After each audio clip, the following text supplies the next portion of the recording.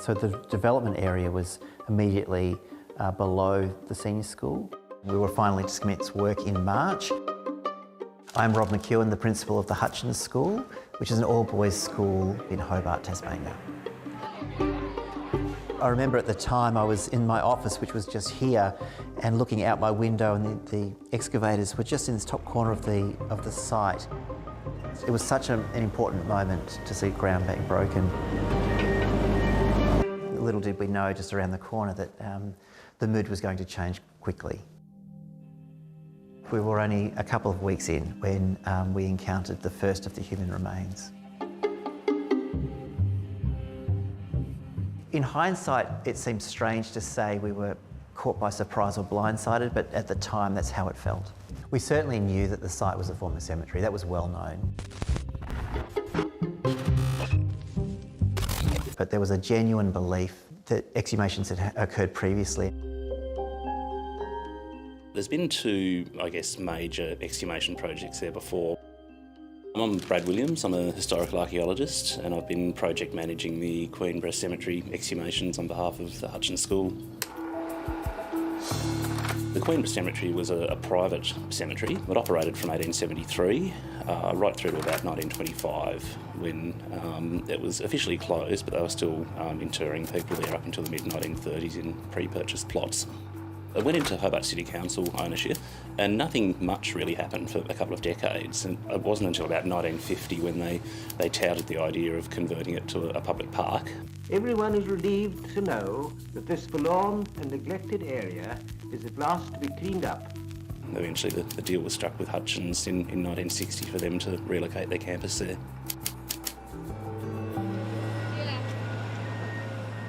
We were working row by row, and we'd have a mechanical excavator take it down to where you're just starting to see the coffin lid, and then, all excavated by hand tools very slowly to exhume the bodies. And what we hadn't expected was the amount of stacked burials that we found. So where ordinarily you'd think, okay, you've got a plot and a plot and a plot, we'd have a plot sometimes up to six people deep. So you can see that we've really only excavated about 15% of the total cemetery area. Off the top of my head, I sort of thought, oh look, we could be dealing with a couple of hundred. Then we kind of upped that figure to about 400, and then rapidly upped it again when we did a little bit more research, and we ended up with 1,973 in total. As far as I know, this is the biggest single exhumation project that's ever happened in Australia. We began identifying from the beginning. It was very slow though. I'm Lauren Hanson-Biney. And I'm Leah Ruff, and we are part of the team that worked on the excavations at the former Queenborough Cemetery.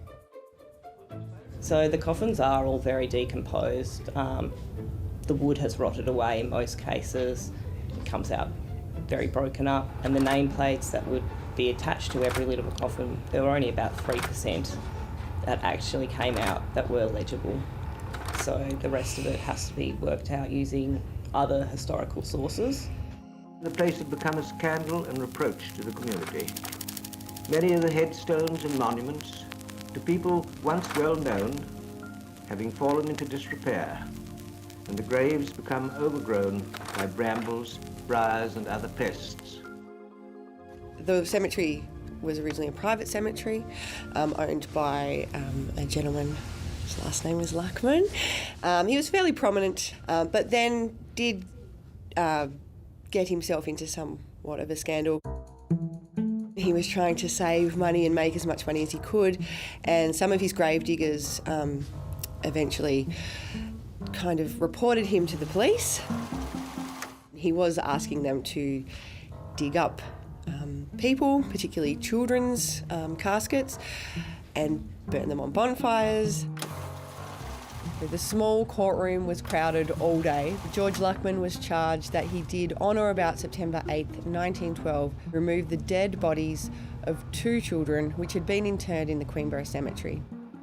He was also asking them to occasionally take a pickaxe and basically squash the remains of people, skeletal remains at that point, and then he would put another one on top. We definitely saw evidence of that during the excavation. That has made it much harder as well, because we knew that he did, move people and things, and there's no documentation of that. There's a book, an archive book, which was the burial register for Queenborough Cemetery.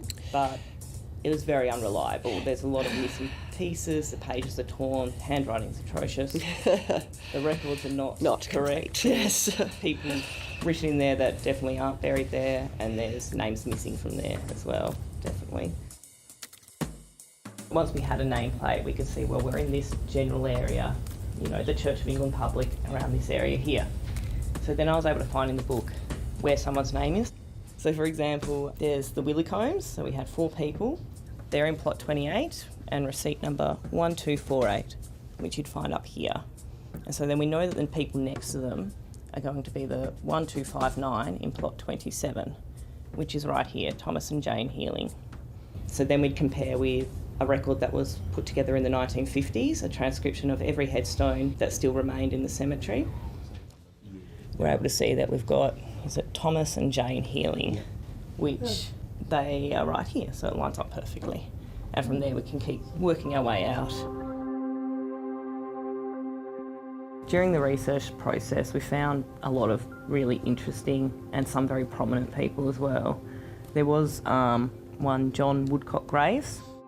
One of the most interesting headstones is that of John Woodcock Graves, the famous author of the hunting song, You Ken John Peel. You ken John Peel with his coat so gay, you ken John Peel and the brave. He died in 1886 at the age of 91, not 100 as stated on his tomb. He was actually quite easy to identify with such a unique name.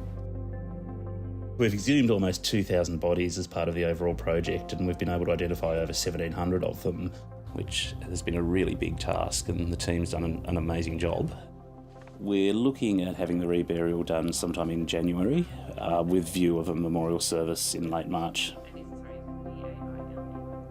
Certainly we move forward far more knowledgeable about the site, its history, and the need to be sensitive to any development that might take place. It's been really positive as well to be able to identify people that haven't had headstones for so many years. It feels like giving back their identity and their history, and it's bringing them back into the world where they've just been forgotten under an oval for so many years.